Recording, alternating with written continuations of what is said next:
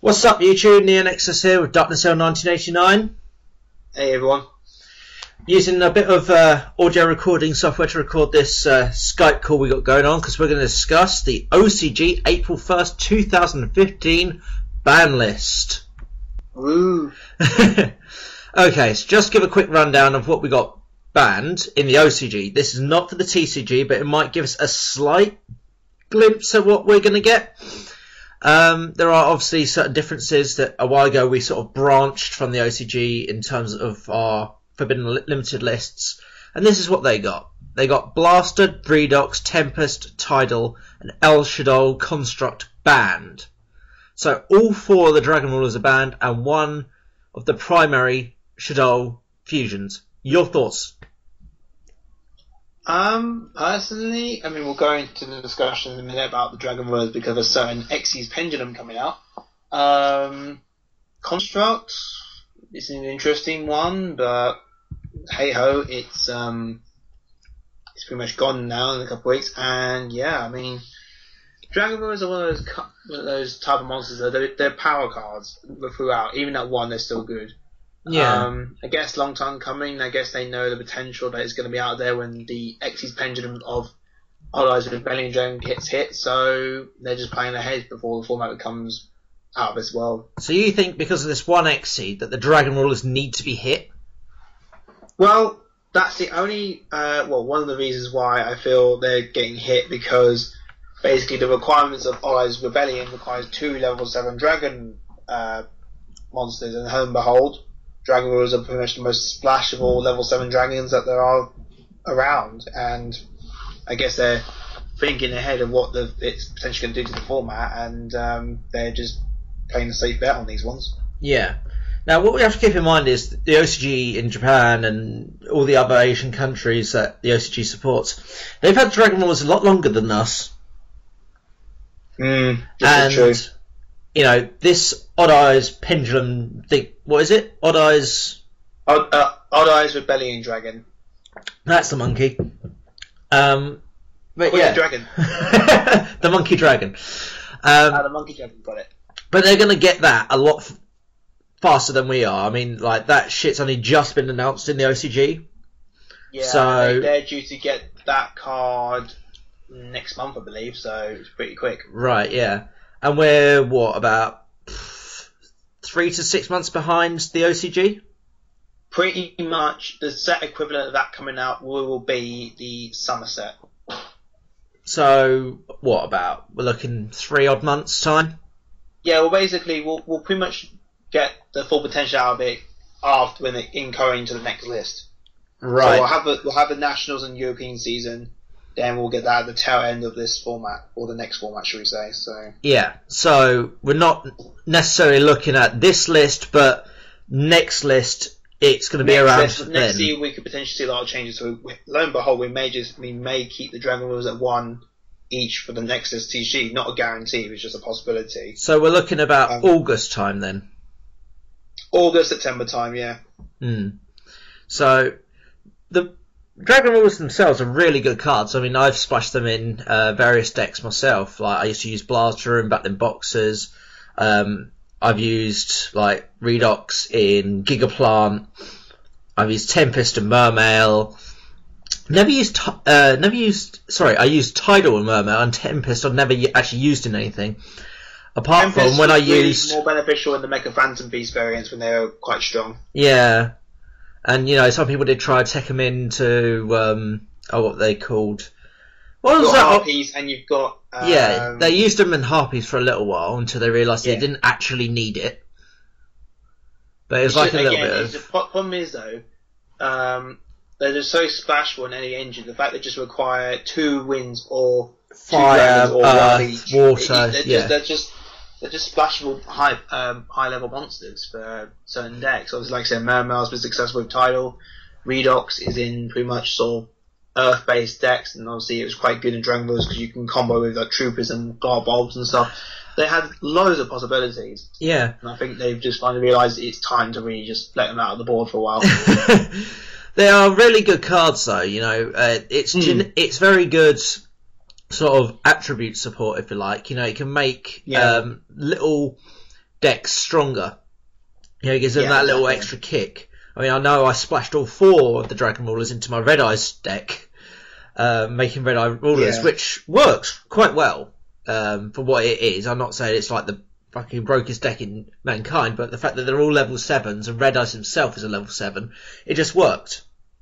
And being a dragon deck, you can obviously banish dragons, and they're all different attributes. So, I suppose if you're running dragons or you're running multiple attributes and getting to the game state where we are now, I guess they could be a little bit abusable, especially with all the new Red Eyes support coming out.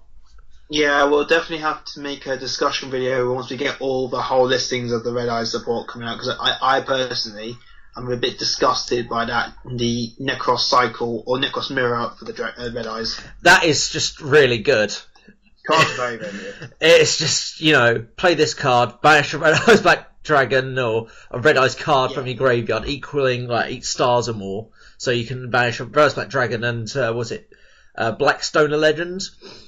And Something then like, you got... like basically, you can banish a Red Eyes monster for the requirements. It's just ridiculous. Yeah.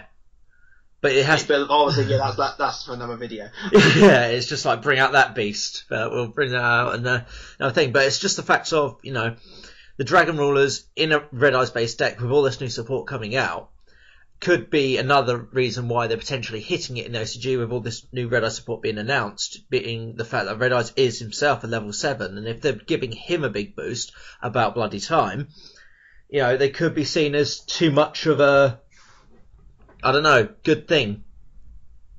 Yeah, we'll see what happens. I mean, I myself have had a couple of ideas regarding builds for Red Eyes, but I'm going to see what the whole support is first before I make any judgments. Yeah. El Shaddai Construct. I forget, which one's that? Which one, sorry? El Shaddai Construct. El Shaddai Construct is the level 8 light Shadow fusion. It's basically when it attacks a special summon monster, destroy it without applying damage. So basically, it's a built-in Catastro against special summon monsters. Yeah. Now, why would that get banned? Special summon attack position monsters. So why would that get banned? Honestly, I haven't really given that much thought regarding Construct. I mean, I suppose Construct is being the most powerful, or one of the most powerful out of the Shadows. Yeah. I think there's not much I can really say on it, to be honest. I mean, I was a bit baffled by it as well. I mean, I know they had El Shaddai Window at one for a while, but just randomly hitting Construct to be banned is, I don't know.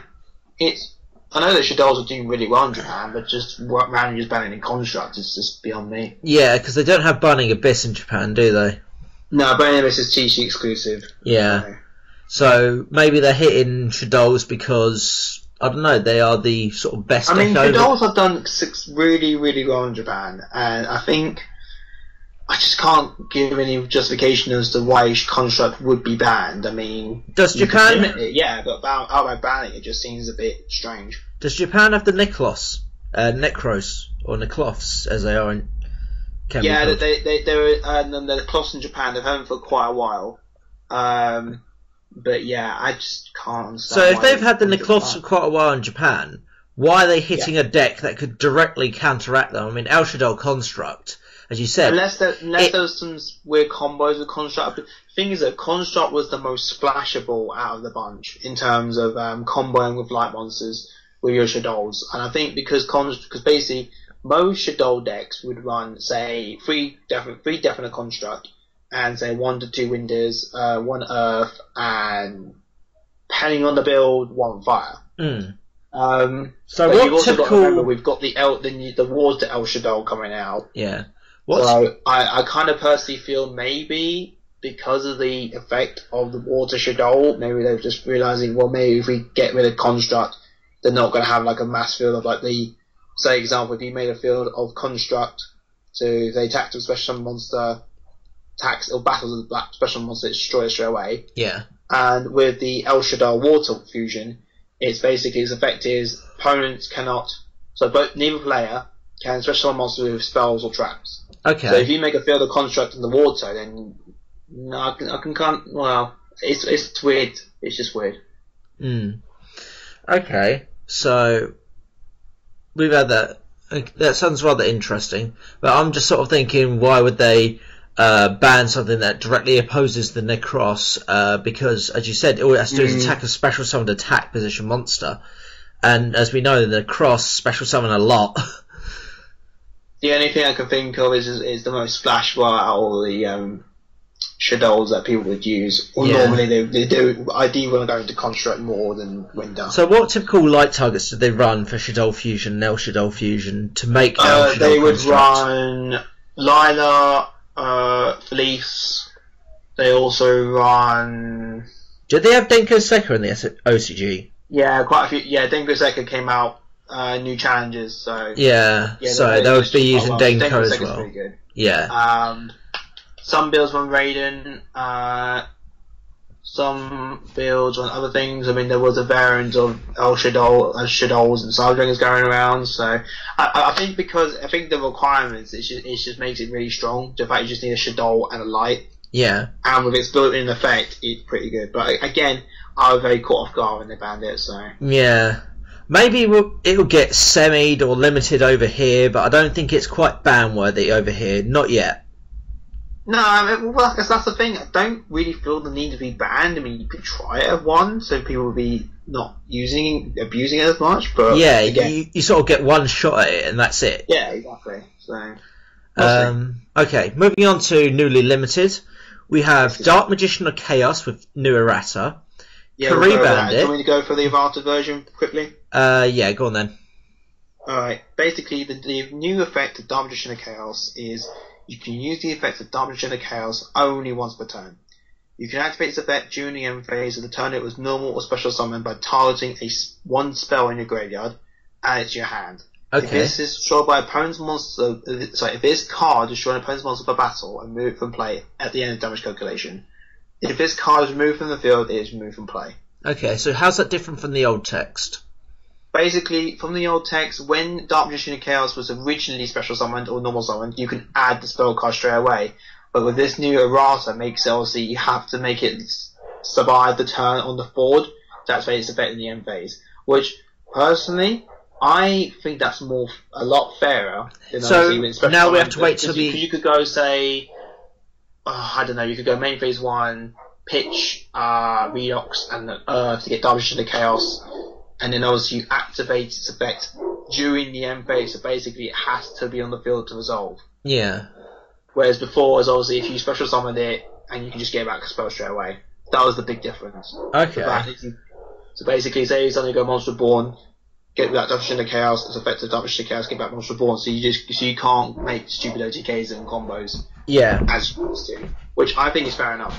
His other effects are still the same. Obviously, when it battles a monster, it's moved from the damage calc, and it's moved when it moves off the field, it gets out of play.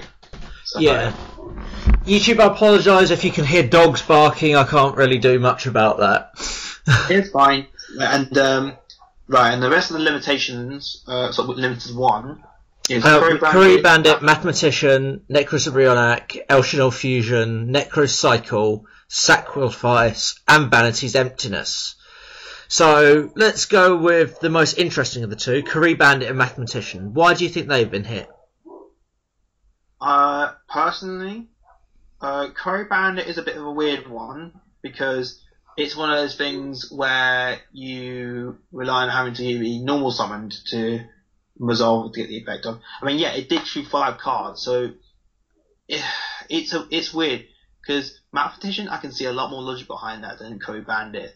But I suppose the fact that there's so many cards now. Say, for example, if you go Kari Bandit, resolve, say, I don't know, put in a Shadow deck, and you dump a bunch of Shadows and a Fusion, they'll get the effects off, kind of thing. Yeah.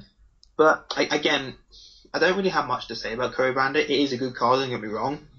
I can't really give a full... Well, there'll be a couple of things I could think of like be limited to 1, but surely I'd say you'd hit it 2. Because not many people use it as much anymore. Or not in TCG anyway, so... It's mainly... I've seen Kari Bandit mainly used in things like Sylvans and Lightsworn. It was good in Dragon Warriors when it was quite strong. When Soul was basically when that format when Soul last format and Soul Charge last year, so I say, when we got Soul Charge and Bandit, that was pretty good. Yeah. Okay, so what about Mathematician then? You know, he's a much lesser version of Kree Bandit. Yeah, Mathematician, I feel, got limited personally because it's a good shout. Was it sends any level 4 or lower monster to the... Is it level 4 level 4 or level 4 lower? Yeah, level 4 or lower.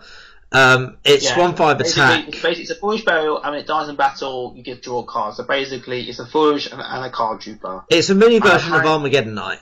It's got 100 more attack than Armageddon Knight. It's 100 attack more than Armageddon Knight, and it doesn't specifically state what particular level 4 level you're saying. You say that level 4 level, so you could say things like the bulb. And as obviously recently the ARG circuit, Nick Cross are running Armageddon Knight, Mathematicians, dumping Shadow Dragons and popping cards to get rid of the power plays. Yeah, but power floodgates. Thing is, Mathematician only works when it's normal summon, so it's not exactly an abusable card. It's the whole thing, you have to rely on the normal summon for the effect to resolve. I mean, I could see, like I said, Mathematician makes more sense than Kree Bandit, but that's just me. So, Kree Bandit getting limited makes more sense than Mathematician to me. Because Kree Bandit, it's back and forth kind of thing, but yeah. Kree Bandit can excavate a lot more cards, put a lot more cards in the graveyard. That could be useful for things like Infernoids as well, because you know you want your Infernoids in the graveyard. Mathematician seems more of a strategic card, if you like. I mean, it pretty much a lot of Shadow players would run 2 to 3 Mathematicians because the fact you could just resolve the Shadow off the Mathematician, and the fact you get to draw a card if it dies in battle. So it's pretty much it's pretty much a powerhouse trooper for Shadows. Yeah. Necros Abrionac, I personally feel that's fine. The card is really good, but you just ditch it to get a Necros card. Yeah, I mean, I'm not sure about the OCG, but definitely over here we got things like Triple Road to Triple Equal. We got lots and lots of search cards. Yeah, it basically, there are many ways of getting Brio back to hand, so having just the one is fine. Yeah. Long time coming, and obviously we've only just got the Necros, so I feel personally, well, it would make sense that they don't hit Necros just yet because he's just come out. But to be honest, from our list I've seen recently, for TCG, doesn't surprise me if he gets the same treatment. Yeah, so. It would be nice to see Necros Abrionac getting limited, but probably I'd probably say start off at 2 for now. It probably won't. I'd put it to 1, so just to see how it tests the waters anyway. So it probably won't happen over here for a while yet. Moving on, El Shaddai Fusion. That's the quick play in which you have to discard a card to activate it. El Shaddai Fusion it's a quick play. You can fusion summon an El Shaddai, fusion summon a Shaddai monster from your using materials from your hand and or field. So basically, it would basically be a pushing for game thing. Say, example, you Mason Blaze, go Mathematician and make a construct. They attack for 43. And you can play El Shaddai Fusion. Drop construct Mathematician for the Chicago one, and then get back your El Shaddai Fusion that were with the construct, and it's basically, it promotes more OTK aspects. So putting at 1 is actually really balanced. Yeah. So it's pretty much, if you didn't have El Shaddai Fusion, they had Super Poly. The fact about Super Poly and then El Shaddai Fusion came to effect is just sort of. Yeah, I do suppose it's a little bit more brutal than things. I mean, you already got like 3 Shadow Fusion and loads of cards to add Shadow Fusion back from the graveyard to your hand. I mean, obviously, you can only use 1 El Shaddai Fusion and 1 Shadow Fusion per turn, but the fact being El Shaddai Fusion really just, again, because you basically just summon another monster in the battle and win. Yeah, and you can obviously chain it to things. For instance, you summon. Yeah. You go Shadow Fusion, and there you go Bottomless. You can chain your El Shaddai Fusion to change that monster to something else. The target gets missed, so it does a lot of work. Okay. Next on the list was Necros Cycle. I personally feel Necros Cycle is a good call to be limited because I know Necros players are going to hate us for this, but I don't care. It's just basically a Miracle Fusion for the deck. The fact you just take out, you can basically ritual summon from the hand or the graveyard is ridiculous. Yeah, and it's just really good because you could just recycle all your shit in the graveyard. Yeah, pretty much. And yeah, there's not much can be said about Necros Cycle. Basically, it's the Miracle Fusion for ritual summoning. Yeah, and then you can obviously, if you control no monster, you just banish the card from the graveyard and add another Necros monster from the graveyard. There's too much synergy with that card. It's ridiculous. And then you add... They've got Mirror, it's fine. Even if their field gets wiped, they just banish Cycle from their graveyard. Add Necros monster from the graveyard and one Necros spell card from the deck. I mean, how good is that? It's ridiculous. It is just too good. Okay, so moving on. That's obviously limited for a reason. Sacrifice is a bit of a weird one. But to be honest, I myself play Clifford's. Sacrifice is very, very good because, again, it prevents the monster from dying in battle, it gives it 300 extra attack, and can be used as a double tribute for something. And if this card is integrated, so it doesn't miss timing, you basically get a Necros for free. So yeah. Sort of heading back to Necros Cycle a bit. I can see why that's limited because of obviously the massive advantage it can give. I mean, Necros add a lot to the hand anyway, and the fact that, it's essentially they don't actually get punished for losing their field. They can just re-establish it almost straight away with Necros Cycle, just banishing it from their graveyard to add a spell from the deck and getting a monster back from the graveyard. I mean, that stuff's too crazy, and the fact of its first effect, to actually bring one back from the graveyard, I think that's definitely a good hit. Obviously, like I said, Necros are quite new over here. I don't believe that, Necros, they might get touched a little bit, they might sort of inadvertently touch Necros by hitting things like Manju, Senju, Preparation of Rites, things like that. But I doubt they'll actually touch the Necros cards themselves.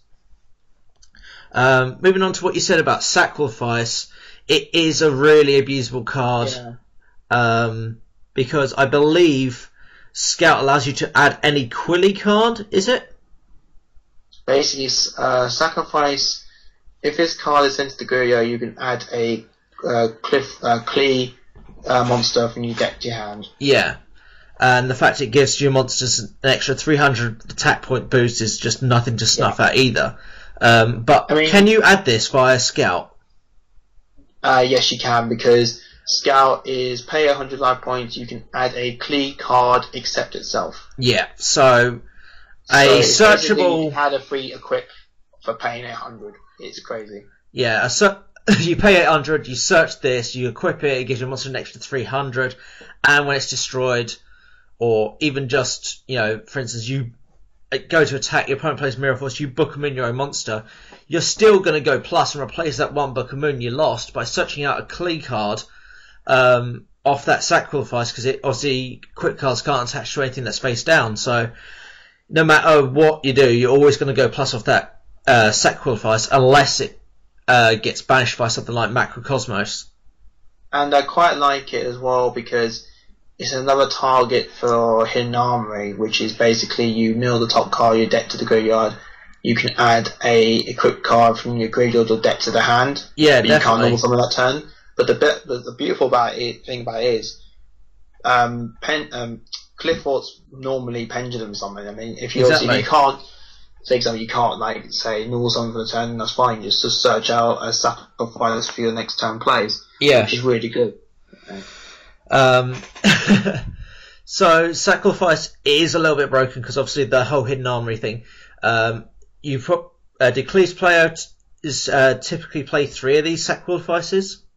Yeah, you definitely run 3 if you can. You have to run 3 Clifford's. So 3 Sacrifice plus at the moment in the TCG we have Snatch Steal. So that makes Hidden Armory and Clifford's really, really good.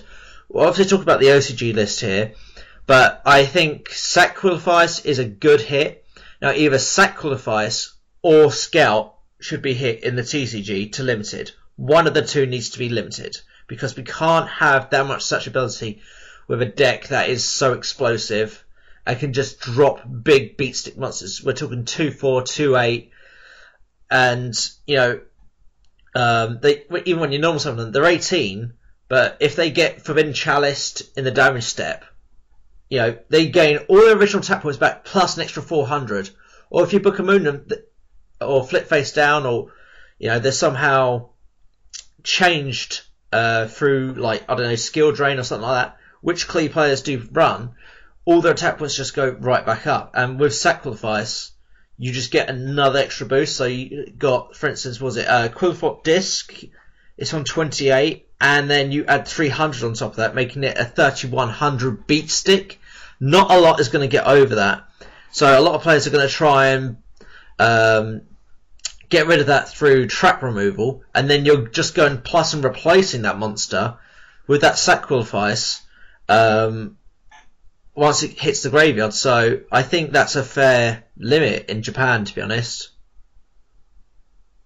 Also, there is a ruling, if you're playing the mirror match and you're running Monarch Stormforth, say they had a Cliffort with Sacrifice on it, you can basically, if you Monarch Stormforth their monster and it's attached to Sacrifice, you will get the effect of double tribute because it's still part of the monster. So yeah, I think Sacrifice is a worthy hit overall. Given everything that we just talked about, can you think of anything more on the subject of Sacrifice, or are you happy to move on? Well, pretty much. Sacrifice is a very good card. What it does, it has lots of effects built in, which is, I can see why it's worthy of being limited because of the amount of power you can create from just resolving one of them. But yeah, I think not much was just said really. Again, it's a good equip spell. Search it off Hidden Armory, you can search it off Scout, has a lot of utility, so yeah, I mean, what's next on the limitation list? Vanity's Emptiness, the big question, does this deserve to get limited? Right, there's a lot of arguments regarding this decision. I mean, yeah, pretty much you can just splash one copy, well, OCG can splash one copy now, because of its limitation. It's okay. I mean, one thing that happened in the TCG list over the last few ones we've had, we've slowly semi-limited to limit a lot of the power traps. Yeah. So I personally feel it may happen for TCG as well. It's a long time coming. We've had 2 reprints of it now since, well, we've had Secret Forces, 5D's Legendary Collection, and then we had the reprint just now in the Secret Forces. So there's a possibility it could hit at the same time, but in all honesty, it wouldn't be much of a big deal if it does or it doesn't, because the thing about it is, if you play around it correctly, you can get rid of not just one card, your opponent's card, but that as well. Because obviously, if you say, example, they had, say, I don't know, a back row and there was Emptiness, you just go MST, the other back row, and just goes with it. Because obviously, basically, any time one of your cards from it goes from your field to the graveyard, then it goes with it. So it's not like it's, say, I don't know, Royal Oppression, where you just pay 100 to negate a special summon. Yeah. So obviously, it's a lot of views and arguments against it, but if anything, it'd just be more like a tech if it does go. Well, it is a tech now for OCG if they want to run it, but yeah. Okay. So, Vanity's Emptiness, personally, I believe, for the TCG, I know this is the OCG list, but for the TCG, well, even in the OCG, really, I think it's a good floodgate card. You know, it keeps the game in check. Yeah, you can be stuck behind a Balances without anything in hand, and that can be annoying. But what would you rather have? Would you rather have Balances in the game where it's a flimsy card that if you just get one card off the field and sent to the graveyard, or send a card from their deck to the graveyard and they lose Emptiness, or would you rather have a format without Emptiness or one Emptiness, which essentially opens all the floodgates to like mass special summoning and things like that, you know, like just getting OTK by Necros and things like that. So I think it's a necessary evil. You know, it keeps the game balanced. I don't think the card is too overbalanced because it prevents both players from special summoning, and just by a card being sent to the graveyard from the deck or your side of the field, it becomes inert. It destroys itself and goes to the graveyard. So at 1, it would probably have some Saki potential, but not a lot, and it really wouldn't affect a lot of games. Because, like, you might see it too late in the duel and be like, well, this is a fat lot of good now. Or you'll see it really early and it'll get countered with an MST to another card in your field, or they'll play a Raigeki or something, and that's your only floodgate to their mass special summoning, spamming, gone. So, I think limit is a little bit harsh, considering it's going from 3 down to 1 and how flimsy the card is. Obviously, I don't play an OCG format, but I don't think that's a good hit. I mean, if you just tried it out at 2 and seen how that had done first, I think that would have been a lot better. So, moving on to semi-limited. Manju of the 10,000 Hands.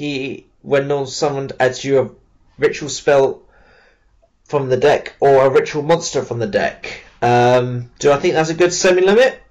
Yeah. Because it's diverse. It searches 2 things, you know. Unlike Senju, which only searches you a spell, Manju adds you a monster or a spell. So that's a more sort of indirect Necros or Necros or however you pronounce it. It's some indirect hit. I know they sort of hit some of the cards like Necros of Brionac and stuff, but I think hitting Manju is also good to try and slow down the deck as well. Yeah. What do you think about that? Personally, with Manju, I'm surprised it wasn't limited more than anything. Because the fact, like you say, it's such a ritual spell or monster. Yeah. I mean, putting it to 2 doesn't really do much to the deck. If anything, it just basically gives them a free space to put something else, to tech something else in. Yeah. I mean, they don't really lose out to losing, say, 1 Manju. They could have potentially lost 2, but the fact they didn't surprises me. Yeah, but the thing is, you have to sort of think, if they limit Brionac and Manju and Senju, then the deck's just going to be incredibly slow. Like, they're not going to have any such ability next to none. If anything, they'll start running Upstart more. They'll start running like Reckless Greed and stuff like that. There's more than one way of making it as fast as it originally was. Yeah, but I don't know. Maybe Brionac should have been semied, and maybe Manju and Senju should have been limited. Personally, well, like I said earlier, I personally would have felt Brio to 2 would make more sense than Manju to 1, because Manju, in fact, search a spell or ritual monster. Yeah. It's very, very good. Okay. Moving on to Clearfort Scout, or however you pronounce it. Clearfort Scout, yeah. Yeah. Semi-limited, down to 2. I don't know. Like I said earlier, I think either Sacrifice or Scout should be limited. I probably think that Scout should have been limited and Sacrifice would have been fine at 3. If they really were worried about the whole Quillfoot thing, semi-limit Sacrifice, but Scout, I think that itself should be limited, because obviously you can search through Summoner's Art. The way I look at it is, I personally felt like they would have potentially hit Summoner's Art more. But because of the incoming release of Ignite, they've kept Summoner's Art to 3, so that can boost that archetype up. Yeah. But Clifford Scout to 2, again, it's the same as Manju. They lose one. Okay, they lose one searcher, but if anything, that gives them space to obviously tech out another way of searching out the combo pieces. So if like I said, I agree with you when you said about Scout if Scout did go to 1, it would probably be really hitting the deck hard. But the fact is at 2, it's fine. I mean, okay, yeah, you lose out on one of your main searchers, but if anything, you only see if you have to resolve the first Scout, then you're probably having a bit of a rough match. But Yeah, it's fine. Scouter 2 is not a problem, I feel. Okay, why not carriers and mighty to 2? It doesn't really affect us much in the TCG because Zen Mike's been banned for a long time now, and I believe it's now 3 wind-up shark and 2 wind-up magician for us. No, we still got 1 wind-up magician. 1 wind-up magician, 1. Okay. For us, it's 1 wind-up magician. For the OCG, it's 1 wind-up shark, but 3 magician. Yeah. So I don't know. I think that going to 1 or 2 would have been more beneficial for the TCG. I don't think it's going to do anything in the OCG with Shark being limited. I believe it's still limited over there because Shark Magician is just the entire deck. Bumped up to 2 again. I'm not sure. I know Magician's back at 3 for Japan though. Yeah, but Shark and Magician is kind of like the whole part of the deck. Even with just Magician at 1, you normally summon a wind-up monster, then you special summon the Shark from hand. One thing we've got to remember as well is that wind-up hunters again that's banned in Japan. Yeah. Whereas we've got Hunter, but we haven't got Zen Mighty. Yeah, but the thing is, without Shark, you can't make any of your plays, and with 1 Shark, how are you gonna really use that? I mean, yeah, you can go to Zen Mighty and bring it out the deck, but once it's gone, isn't it?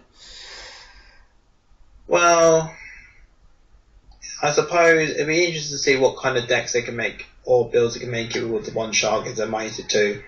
But again, I can't see it being a problem for Japan having 2 Zen Mighty again, because again, one hasn't really done much for Japan, even with one that send the Mighty back.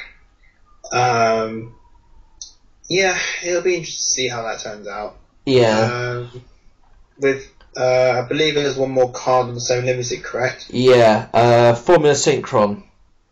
Now, over here in the TCG... We've got it at 3, haven't we? Yeah, I was about to say, over here in the TCG, we got it at 3, but Japan's just got it to 2. So, that doesn't affect us at all. We've got 3 Formula Synchron. It hasn't done anything, really. Yeah, some Synchro decks have been seen here and there, but they're not exactly, up in the standings. 3 Formula Synchron doesn't do anything over here. I doubt it would do anything over there either. So I don't really see much to talk about with Formula Synchron going to 2. Then we move on to newly unlimited. Archlord Christia, Insector Hornet, Brotherhood of the Firefist Rooster, all 4 of the baby dragons. Senju of the Thousand Hands is unlimited, so I imagine that was like previously limited or semi-limited over in Japan. It was, yeah. You got Sinister Serpent, El Shaddai Winder, Legendary Six Samurai Shien, Big Eye. Big Eye wasn't touched over here. Big Eye's not on the ban list, is it? Let me have a quick look. Monster Gate, Temple of the Kings, and Exchange of the Spirit. So let's start with Archlord Christia. I have no idea what that's at over here, but it hasn't been relevant in a long time. Archlord Christia is unlimited, mate. Yeah, so Archlord Christia is unlimited over here. It's unlimited in Japan as of April 1st, so I don't really see it doing much. I mean, yeah, Christia was annoying back when we were going against TG agents and things like that, but they haven't been relevant in such a long time now, and I don't think that Christia is going to do much. What do you think about Christia? Huh? What do you think about Christia? Christia, it's okay. I mean, it's not really doing much at the moment. I think playing at 3 is okay.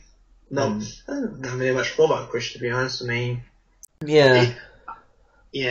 So, Senju of the Thousand Hands. We've currently got that at 3 over here. Japan's just got it back to 3, but obviously they're hitting some of the other ritual stuff like Senju and Brionac. So, thoughts? Can't see. Well, I find it interesting how they unlimited Zenju and yet semi-limit Manju. If anything, not really much to say. Again, not much to say on Zenju. That is obviously it's at 3. That was one that's actually spells, correct? Or the monsters? Yeah, Senju's just spells. Right. Well, I suppose. So you cut down being acted by 2. You cut Manju by 1. So I suppose they'll just run Zenju's as replacements for the search power. Yeah, I suppose. But yeah. So I mean, all the Necros don't rely on specific spell cards. They're all pretty generic for their ritual spells. They'll be summoned by any of the Necro spell cards, I'm pretty sure. Unlike back in the day where you had ritual monsters which had to be ritual summoned via a specific ritual card. So back then, Manju and Senju were quite key. You summon Senju to get your spell, and then you'd summon your Manju to get your monster. But I suppose with Brionic being limited, yeah, it just sort of balances it all out, being at 3. El Shaddai, Sinister Serpent to 3. Newly unlimited. And with new errata. Yeah, what's the new errata on it? I'm going to have a look now. Yeah, that could be, if it's, it doesn't say new errata on there, unlike Dark Magician of Chaos. So, I don't know. Has it actually been errated? Reason they haven't shown the errata on that is because it was done beforehand. All right. Yeah. So, 1 second. So, Sister Serpent, he used to be when discarded, add it back to your hand during the standby phase. If it's in the graveyard, then you can add it to your hand. Yeah. I don't see what they could errata on that. It's just during the standby phase. If it's in the graveyard, you add it back to your hand. That's like free ditch fodder. I think I read that there was an errata where it gets banished after it goes back to graveyard after being added by this effect, something like that. Okay. I think what I read one time, it was something like, can you use the effect of Sin Serpent once per turn during your standby phase? If it's going, you go add your hand, and I'm trying to find that errata. Hang on. So. Okay, moving on for Sister Serpent, if it's still the same, it could do a lot with mermaids as free discard fodder. Yeah. So I think that could be potentially quite deadly if they don't sort of work that right. Because obviously we're struggling to find the errata, so maybe it actually hasn't been errated. Something like that. Move on to El Shaddai Winder then. Yeah, it's fine. Because, as I said earlier, it was previously limited in Japan, but the fact they got rid of the construct, I think if I should say, we'll have the Winders back. So they're just sort of balancing it all out. Legendary Samurai Shien, I know you were particularly happy about this one. Well, yeah, I mean, Samurais are still a very good deck. When they lost Gateway, they got stung a lot. But I feel Shien at 3 could be very interesting because, again, it'll give a lot of the power decks, like say the Clifforts, the Necros, a hard time against it. If you can, there are ways of making at least 2 Shiens in the first turn.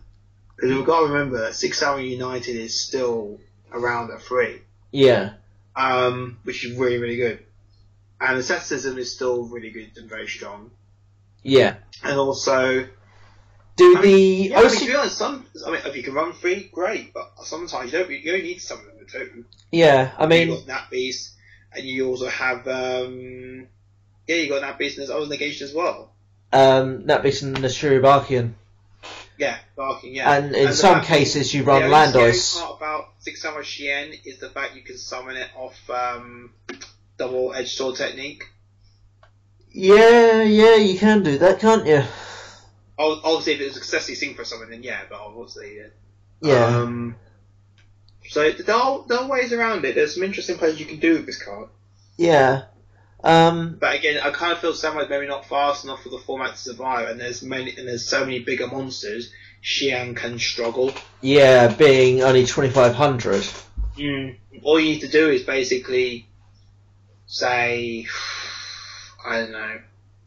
All you need to do is basically just summon a monster with 25 or more attack and just run over it, because that was the key thing when playing against samurais. You just run over the monsters, so obviously you can just resolve the spells after, not having to worry about being negated. Exactly. It's interesting. In a format with things like Necros and Shadows and all those other things, Legendary 6 Samurai Shien on 2,500 isn't that much of a threat. Yeah, he can negate one spell or trap, but it's about as, I don't know. In some ways, it's a little bit worse than Stardust because Stardust doubles as a dragon, and the fact that it tributes itself for its effect. So, if they try and bait out Shien, they can make him use up his effect, and then he's useless for the rest of the turn. Whereas with Stardust, they can actually bait Stardust out to get him off the field, and Stardust will come back. So they have to sort of plan for that eventuality. Whereas Shien, they just sort of bait out his effect, then run him over.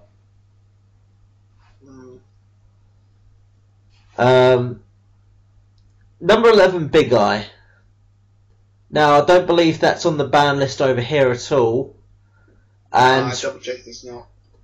And with the Dragon Rulers being banned in Japan, or the OCG rather, I don't think they needed any reason to have that at any less than 3. Now that the big level 4 monsters that span the field are out of the game.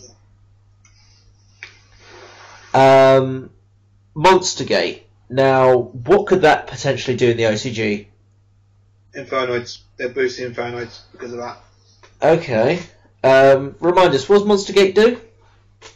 Tribute one monster. Mill cards until you get to go until you hit a monster, special summon it. Cool. So, okay.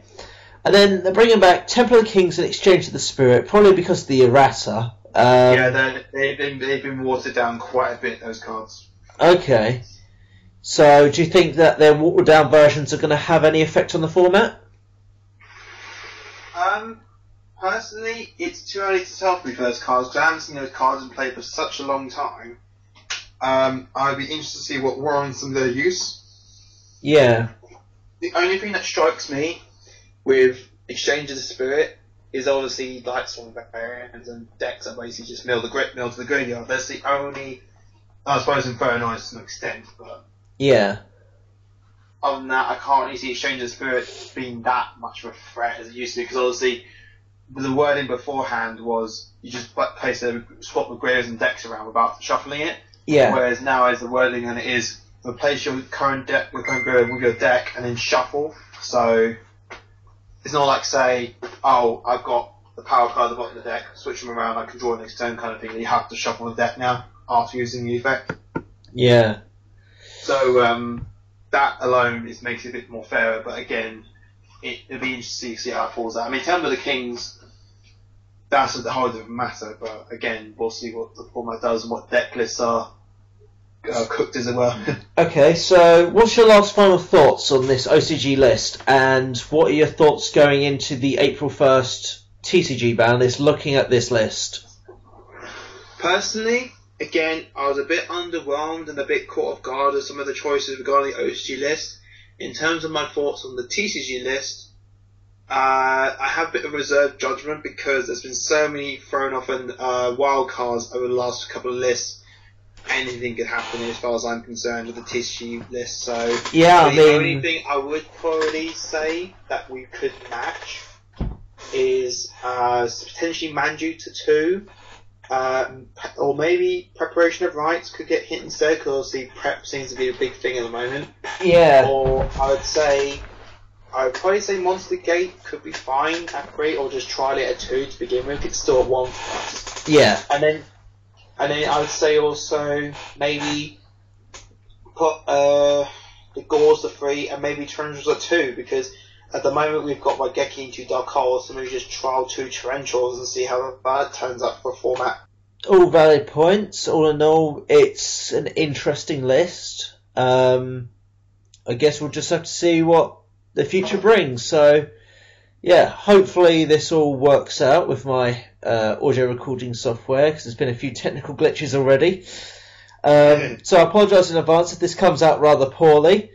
But yeah, so stay tuned. I'll be sometime in the next week or so be doing my thoughts on the April 1st TCG list, what I think should be on there, and then probably do another video about when the actual list gets released. Which hopefully should be a week or so's time. Yeah, talking about what's actually happened in contrast to what we talked about in this video, and what I personally think should be hit or brought back in my own video. So, until next time, you YouTubers, this has been NeoNexudus with DarknessL1989, and we're signing